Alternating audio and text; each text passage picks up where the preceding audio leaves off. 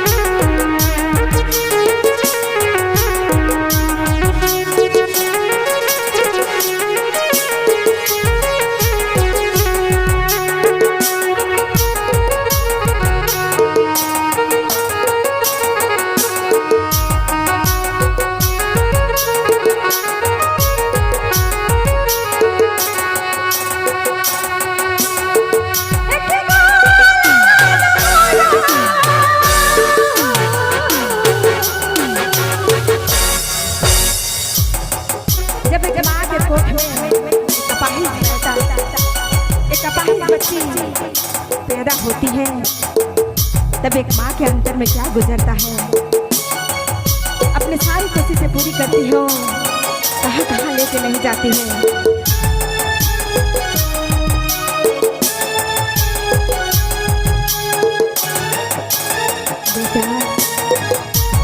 लेकिन माँ तो माँ होती है, अपने बच्चे को बचाने के लिए तो कहीं भी चली जाती है, चाहे उसे कुछ भी करना पड़े। लेकिन माँ अपने बच्चे को बचाने के लिए तो किसी भी हद तक चली जाती है। कहीं कभी उसे कोई बोलते हैं प्रभु महादेव जी के पास जाने से सारे दुख दूर हो जाते हैं, तब वो माँ अपने बच्चे को लेकर प्रभु जी के पास जाती है। और आगे देखिए प्रभु जी का करिश्मा क्या होता है। और कहते हैं